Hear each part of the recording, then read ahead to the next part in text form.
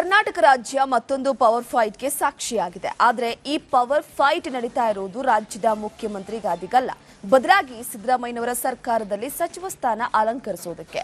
ರಾಜ್ಯ ಕಾಂಗ್ರೆಸ್ನ ಕುರ್ಚಿ ಕದನ ಮತ್ತೊಮ್ಮೆ ದೆಹಲಿ ಅಂಗಳ ತಲುಪಿದ್ದು ಜನಸಾಮಾನ್ಯರ ಪಿತ್ತುವನ್ನ ನೆತ್ತಿಗೇರಿಸಿದೆ. ದೆಹಲಿಯ ಎಸಿ ರೂಮ್ನಲ್ಲಿ ಕುಳಿತು ಸಚಿವ ಸ್ಥಾನಕ್ಕೆ ಲಾಭಿ ಮಾಡ್ತಾ ಇರೋ ನಮ್ಮ ಜನಪ್ರತಿನಿಧಿಗಳ ಬಗ್ಗೆ ಜನರು ಏನ್ ಹೇಳ್ತಾರೆ ಮೊದಲಿಗೆ ನೀವೇ ನೋಡಿ. ನಮ್ಮೂರು ಬಿಟ್ಟವ್ರು ಊರಿಗೆ ದೊಡ್ಡವರು ಅಂತ ಒಂದು ಗಾದೆ ಇದೆ.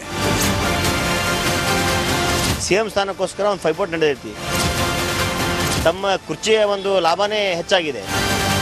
ಗ್ಯಾಸ್ಗೆ ಒಂದು 3 ಅವರ್ 4 ಅವರ್ ಕ್ಯೂವಲ್ಲಿ ನಿಲ್ಕೊಳ್ತಾ ಇದ್ದೀವಿ.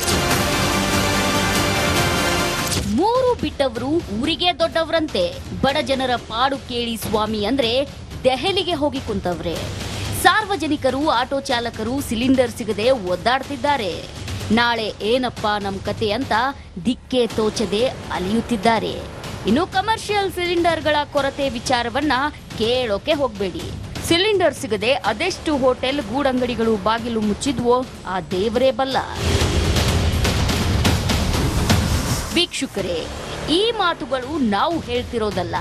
ಸಚಿವ ಸ್ಥಾನಕ್ಕಾಗಿ ದೆಹಲಿಗೆ ಹೋಗಿ ಕುಳಿತ ಕಾಂಗ್ರೆಸ್ ಶಾಸಕರ ಬಗ್ಗೆ ಏನ್ ಹೇಳ್ತೀರಾ ಅಂತ ರಿಪಬ್ಲಿಕ್ ಕನ್ನಡ ಮೈಕ್ ಹಿಡಿದಿದ್ದೇ ತಡ ಜನರ ಒಡಲೊಳಗೆ ಅಡಗಿ ಕುಳಿತಿದ್ದ ಆಕ್ರೋಶ ನಾಲಿಗೆ ಮೂಲಕ ನಿಗಿನಿಗಿಯಾಗಿ ಹೊರಬಂದಿತ್ತು. ಕಾಂಗ್ರೆಸ್ ಶಾಸಕರ ದೆಹಲಿ ಯಾತ್ರೆಗೆ ಜನರು ನಿಗಿನಿಗಿ. ರೈತರು, ಆಟೋ ಚಾಲಕರು, ಜನಸಾಮಾನ್ಯರ ಆಕ್ರೋಶ. ರಾಜ್ಯದ ಸಿದ್ದರಾಮಯ್ಯರ 2.0 ಸರ್ಕಾರ 2 ವರ್ಷ ತುಂಬಿ ಇನ್ನೇನು 3ನೇ ವರ್ಷಕ್ಕೆ ಬೀಳಲಿದೆ. ಈ 2.25 ವರ್ಷದಲ್ಲಿ ಸಿದ್ದರಾಮಯ್ಯ ಸರ್ಕಾರ ಸಮಸ್ಯೆಗಳ ಸರಮಾಲೆಯಲ್ಲೇ ನೊಂದು ಬೆಂದಿದೆ. ಗ್ಯಾರಂಟಿ ಗುದ್ದಾಟ, ಅನುದಾನಕ್ಕಾಗಿ ಅಲೆದಾಟ, ಬಳಿಕ ಅಧಿಕಾರ ಹಸ್ತಾಂತರದವರೆಗೂ ಹಲವು ಮಜಲುಗಳನ್ನ ಕರ್ನಾಟಕ ಕಂಡಿದೆ. ಇದೀಗ ಹೊಸ ವಿದ್ಯಮಾನಕ್ಕೆ ಸಾಕ್ಷಿಯಾಗ್ತಿದೆ. ಸಚಿವ ಸ್ಥಾನಕ್ಕೆ ದೆಹಲಿಯಲ್ಲಿ ಬೀಡು ಬಿಟ್ಟ ಶಾಸಕರು. ಹೈಕಮಾಂಡ್ಗೆ ನೀಡಲು ಮನವಿ ಪತ್ರವೂ ರೆಡಿ. ಹೌದು, ಕಳೆದ ಬೆಳಗಾವಿ ಅಧಿವೇಶನದಲ್ಲೇ ಸಣ್ಣ ಕಿಡಿಯಾಗಿದ್ದ ಸಚಿವ ಸಂಪುಟ ಪುನರ್ರಚನೆ ಇದೀಗ ದಾವಾಗ್ನಿಯಾಗಿದೆ. ಈ ಬಾರಿ ಅಲ್ಲದಿದ್ರೆ ಇನ್ಯಾವಾಗ ಅನ್ನೋ ಹಂತಕ್ಕೆ ಬಂದಿರೋ ಕಾಂಗ್ರೆಸ್ನ 20ಕ್ಕೂ ಹೆಚ್ಚು ಹಿರಿಯ ಶಾಸಕರು ದೆಹಲಿಯಲ್ಲಿ ಬೀಡು ಬಿಟ್ಟಿದ್ದಾರೆ. ಮಾಡೋದಾದ್ರೆ ಈಗಲೇ ಕ್ಯಾಬಿನೆಟ್ಗೆ ಸರ್ಜರಿ ಮಾಡ್ರಿ ಅನ್ನೋ ಮೂಡ್ನಲ್ಲೇ ಹೈಕಮಾಂಡ್ಗೆ ನೀಡಲು ಮನವಿ ಪತ್ರಕ್ಕೂ ಸಹಿ ಹಾಕಿದ್ದಾರೆ.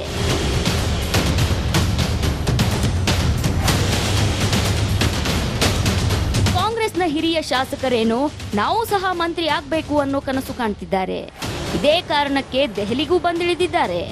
ಆದ್ರೆ ಶಾಸಕರ ಈ ನಡೆ ಸಾರ್ವಜನಿಕ ವಲಯದಲ್ಲಿ ತೀವ್ರ ಟೀಕೆಗೆ ಕಾರಣವಾಗಿದೆ. ನಮ್ಮೂರು ಬಿಟ್ಟವ್ರು ಊರಿಗೆ ದೊಡ್ಡವರು ಅಂತ ಒಂದು ಗಾದೆ ಇದೆ. ಈ ನಮ್ಮ ಸರ್ಕಾರದ ಮಂತ್ರಿಗಳು ಇದು MLAಗಳೇನಾಗ್ಬಿಟ್ಟಿದ್ದಾರೆ ಅಂದರೆ 3 ಬಿಟ್ಬಿಟ್ಟವ್ರು. ಅವ್ರಿಗೇನು ಮಾನ ಮರ್ಯಾದೆ ಏನೂ ಇಲ್ಲ. ಸುಮ್ಮನೆ ಅಲ್ಲಿ ಒಂದು ಓಟ್ಗೋಸ್ಕರ ನಾವು ಜನಪರ, ರೈತರ ಪರ, ಕೂಲಿಕಾರ್ಮಿ ಅವ್ರಿಗೆ ಯಾವ ಜನನ ಸತ್ತೋಗ್ಲಿ, ರೈತರನ್ನ ಸತ್ತೋಗ್ಲಿ ಅವ್ರಿಗೆ ಲಾಭನೇ ಬರ್ತನೋ. ಅವ್ರಿಗೇನು ಮಾನ ಮರ್ಯಾದೆ ಇಲ್ಲ. ಅವ್ರು ನಂಬ್ಕೊಂಡ್ರೆ ಇದು ರಾಜ್ಯನೂ ಉದ್ಧಾರ ಆಗಲ್ಲ. ಗ್ಯಾಸ್ಗೆ ಒಂದು 3 ಅವರ್ 4 ಅವರ್ ಕ್ಯೂವಲ್ಲಿ ನಿಲ್ಕೊಳ್ತಾ ಇದ್ದೀವಿ. ವಯಸ್ಸಾಗಿರೋರು ಎಲ್ಲ ನಮ್ಮನ್ನೇ ನಾವೇ ಹೋಗಿದ್ದೀವಿ. ತುಂಬ ಬೇಜಾರಾಗೋಗಿದೆ. ಎಲ್ಲ ರೇಟ್ಗಳು ಸಿಕ್ಕಾಪಟ್ಟೆ ಆಗೋಗಿದೆ. ರಾಜ್ಯದಲ್ಲಿ ಎಲ್ಲಿ ನೋಡಿದ್ರು ಕಷ್ಟದಲ್ಲಿ ಇದ್ದಾರೆ ಜನ. ಇಂಥ ಸಿಚುವೇಶನ್ನಲ್ಲಿ ಇವರ ಅಧಿಕಾರ ದಾಹಕ್ಕೆ ಡೆಲ್ಲಿ ಮೆಟ್ಲು ಹತ್ಕೊಂಡು ಅವ್ರ ಶೋಕಿಗಳು ಅವ್ರು ಮಾಡ್ಕೊಂಡಿದ್ರೆ ಜನ ಸಾಯಲಿನ ನಾವು ಓಟ್ ಹಾಕೋರು ಏನು ಮಾಡಬೇಕು? ರೈತರು ಮತ್ತು ಸಾರ್ವಜನಿಕರ ಮಾತು ಕೇಳಿದ್ರಲ್ಲ. ಈ ದಿನ ಆಟೋ ಚಾಲಕರು ಮತ್ತು ಹೋಟೆಲ್ ಮಾಲೀಕರು ಏನ್ ಹೇಳಿದ್ರು ಅಂತ ಕೇಳೋಣ ಬನ್ನಿ. ಈಗ ರಾಜ್ಯದ ಹೆಂಗಾಯ್ತಪ್ಪ ಅಂತಂದ್ರೆ ಸರ್ಕಾರ ನೋಡಿದ್ರೆ ತಮ್ಮ ಲಾಭಿಗೋಸ್ಕರ ಇವರು ಮಂತ್ರಿ ಪದವಿ ತೋಳಗೋಸ್ಕರ ದಿಲ್ಲಿಗೆ ಹೋಗ್ತಾರೆ. ಆದರೆ ಇಲ್ಲಿ ಗದಗಿಂದ ಇದು ನಮ್ಮ ರಾಜ್ಯದೊಳಗೆ ಆಟೋ ಚಾಲಕರ ಸಮಸ್ಯೆನ ಬಗೆಹರಿಸೋಲ್ರು. ಈಗ ನಾವು ಒಮ್ಮೆ ಒಂದು ಗಾಡಿ ಒಂದು 2 ಲೀಟರ್ ಗ್ಯಾಸ್ ಹಾಕಪ್ಪ ಅಂದ್ರೆ 2 ತಾಸು ನಾವು ಪಾಳಿ ಹಚ್ಬೇಕು. ಸಿಲಿಂಡರ್ ಸಿಕ್ಕರೂ ಕೂಡ 1 to ಡಬಲ್ ರೇಟ್ ಸಿಲಿಂಡರ್ ತೊಗೊಳ್ತಾ ಇದ್ದಾರೆ. ಇಂಥ ಒಂದು ಸಂದರ್ಭದೊಳಗೆ ಜನರ ಇಂಥ ಒಂದು ದೊಡ್ಡ ಸಂಕಷ್ಟದೊಳಗೆ ಇರುವಾಗ ಈ ರಾಜಕಾರಣಿಗಳು ಸಚಿವ ಸ್ಥಾನಕ್ಕೋಸ್ಕರ ದಿಲ್ಲಿ ಪ್ರಯಾಣ ನಡೆಸಿರ್ತಕ್ಕಂಥದ್ದು ನಿಜವಾಗ್ಲೂ ಇದು ಜನರ ಆಕ್ರೋಶಕ್ಕೆ ಕಾರಣ ಆಗೈತಿ. ಮತ್ತು ಇನ್ನೊಂದು ಕಡೆ ಇದು DK ಶಿವಕುಮಾರ್ ಅವರು CM ಆಗಬೇಕು ಅನ್ನುವಂಥದ್ದು ಮತ್ತು ಸಿದ್ದರಾಮಯ್ಯ ಅವರು ಇವ್ರ ನಡುವೆ CM ಸ್ಥಾನಕ್ಕೋಸ್ಕರ ಒಂದು ಫೈಪೋಟ್ ನಡೆದೈತಿ. ಅಂದರೆ ಇವ್ರಿಗೆ ಜನರ ಕಷ್ಟಕ್ಕಿಂತ ತಮ್ಮ ಕುರ್ಚಿಯ ಒಂದು ಲಾಭನೇ ಹೆಚ್ಚಾಗಿದೆ. ಇಂಥ ಒಂದು ಪರಿಸ್ಥಿತಿ ಇವತ್ತು ನಮ್ಮ ರಾಜ್ಯದಲ್ಲಿ ನಿರ್ಮಾಣ ಆಗೈತಿ. ಇದು ದೆಹಲಿಯಲ್ಲಿ ಸಚಿವ ಸ್ಥಾನಕ್ಕೆ ಬೀಡು ಬಿಟ್ಟಿರೋ ಶಾಸಕರ ವಿರುದ್ಧ ಇರೋ ಆಕ್ರೋಶದ ಸಣ್ಣ ಝಲಕ್ ಮಾತ್ರ. ಅಸಲಿಗೆ ಆಕ್ರೋಶ ಇನ್ನಷ್ಟು ಅಡಗಿದೆ. News desk, republic Kannada. Karnataka ರಾಜ್ಯ ಮತ್ತೊಂದು ಪವರ್ ಫೈಟ್ಗೆ ಸಾಕ್ಷಿಯಾಗಿದೆ. ಆದರೆ ಈ ಪವರ್ ಫೈಟ್ ನಡೀತಾ ಇರುವುದು ರಾಜ್ಯದ ಮುಖ್ಯಮಂತ್ರಿ ಗಾದಿಗಲ್ಲ, ಬದಲಾಗಿ ಸಿದ್ದರಾಮಯ್ಯನವರ ಸರ್ಕಾರದಲ್ಲಿ ಸಚಿವ ಸ್ಥಾನ ಅಲಂಕರಿಸುವುದಕ್ಕೆ. ರಾಜ್ಯ ಕಾಂಗ್ರೆಸ್ನ ಕುರ್ಚಿ ಕದನ ಮತ್ತೊಮ್ಮೆ ದೆಹಲಿ ಅಂಗಳ ತಲುಪಿದ್ದು ಜನಸಾಮಾನ್ಯರ ಪಿತ್ತುವನ್ನ ನೆತ್ತಿಗೇರಿಸಿದೆ. ದೆಹಲಿಯ ಎಸಿ ರೂಮ್ನಲ್ಲಿ ಕುಳಿತು ಸಚಿವ ಸ್ಥಾನಕ್ಕೆ ಲಾಭಿ ಮಾಡ್ತಾ ಇರೋ ನಮ್ಮ ಜನಪ್ರತಿನಿಧಿಗಳ ಬಗ್ಗೆ ಜನರು ಏನ್ ಹೇಳ್ತಾರೆ, ಮೊದಲಿಗೆ ನೀವೇ ನೋಡಿ. ಮೂರು ಬಿಟ್ಟವ್ರು ಊರಿಗೆ ದೊಡ್ಡವರು ಅಂತ ಒಂದು ಗಾದೆ ಇದೆ. ಸಿಎಂ ಸ್ಥಾನಕ್ಕೋಸ್ಕರ ಒಂದು ಪೈಪೋಟ್ ನಡೆದೈತಿ. ತಮ್ಮ ಕುರ್ಚಿಯ ಒಂದು ಲಾಭನೇ ಹೆಚ್ಚಾಗಿದೆ. ಗ್ಯಾಸ್ಗೆ ಒಂದು 3 ಅವರ್ 4 ಅವರ್ ಕ್ಯೂವಲ್ಲಿ ನಿಲ್ಕೊಳ್ತಾ ಇದ್ದೀವಿ.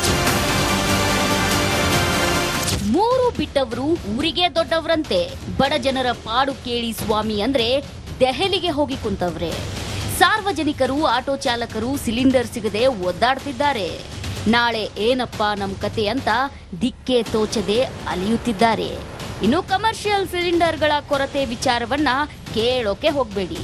ಸಿಲಿಂಡರ್ ಸಿಗದೆ ಅದೆಷ್ಟು ಹೋಟೆಲ್, ಗೂಡಂಗಡಿಗಳು ಬಾಗಿಲು ಮುಚ್ಚಿದ್ವೋ ಆ ದೇವರೇ ಬಲ್ಲ. ವೀಕ್ಷಕರೇ, ಈ ಮಾತುಗಳು ನಾವು ಹೇಳ್ತಿರೋದಲ್ಲ. ಸಚಿವ ಸ್ಥಾನಕ್ಕಾಗಿ ದೆಹಲಿಗೆ ಹೋಗಿ ಕುಳಿತ ಕಾಂಗ್ರೆಸ್ ಶಾಸಕರ ಬಗ್ಗೆ ಏನ್ ಹೇಳ್ತೀರಾ ಅಂತ ರಿಪಬ್ಲಿಕ್ ಕನ್ನಡ ಮೈಕ್ ಹಿಡಿದಿದ್ದೇ ತಡ ಜನರ ಒಡಲೊಳಗೆ ಅಡಗಿ ಕುಳಿತಿದ್ದ ಆಕ್ರೋಶ ನಾಲಿಗೆ ಮೂಲಕ ನಿಗಿನಿಗಿಯಾಗಿ ಹೊರಬಂದಿತ್ತು. ಕಾಂಗ್ರೆಸ್ ಶಾಸಕರ ದೆಹಲಿ ಯಾತ್ರೆಗೆ ಜನರು ನಿಗಿನಿಗಿ. ರೈತರು, ಆಟೋ ಚಾಲಕರು, ಜನಸಾಮಾನ್ಯರ ಆಕ್ರೋಶ. ರಾಜ್ಯದ ಸಿದ್ದರಾಮಯ್ಯರ 2.0 ಸರ್ಕಾರ 2 ವರ್ಷ ತುಂಬಿ ಇನ್ನೇನು 3ನೇ ವರ್ಷಕ್ಕೆ ಬೀಳಲಿದೆ. ಈ 2.25 ವರ್ಷದಲ್ಲಿ ಸಿದ್ದರಾಮಯ್ಯ ಸರ್ಕಾರ ಸಮಸ್ಯೆಗಳ ಸರಮಾಲೆಯಲ್ಲೇ ನೊಂದು ಬೆಂದಿದೆ. ಗ್ಯಾರಂಟಿ ಗುದ್ದಾಟ, ಅನುದಾನಕ್ಕಾಗಿ ಅಲೆದಾಟ, ಬಳಿಕ ಅಧಿಕಾರ ಹಸ್ತಾಂತರದವರೆಗೂ ಹಲವು ಮಜಲುಗಳನ್ನ ಕರ್ನಾಟಕ ಕಂಡಿದೆ. ಇದೀಗ ಹೊಸ ವಿದ್ಯಮಾನಕ್ಕೆ ಸಾಕ್ಷಿಯಾಗ್ತಿದೆ.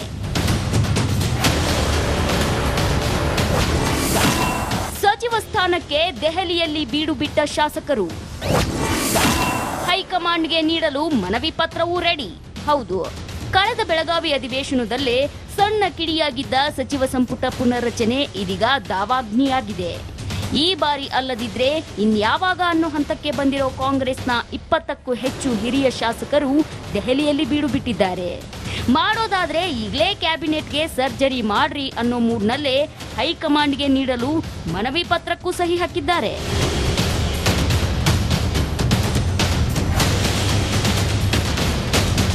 ಕಾಂಗ್ರೆಸ್ನ ಹಿರಿಯ ಶಾಸಕರೇನೋ ನಾವು ಸಹ ಮಂತ್ರಿ ಆಗ್ಬೇಕು ಅನ್ನೋ ಕನಸು ಕಾಣ್ತಿದ್ದಾರೆ. ಇದೇ ಕಾರಣಕ್ಕೆ ದೆಹಲಿಗೂ ಬಂದಿಳಿದಿದ್ದಾರೆ. ಆದ್ರೆ ಶಾಸಕರ ಈ ನಡೆ ಸಾರ್ವಜನಿಕ ವಲಯದಲ್ಲಿ ತೀವ್ರ ಟೀಕೆಗೆ ಕಾರಣವಾಗಿದೆ.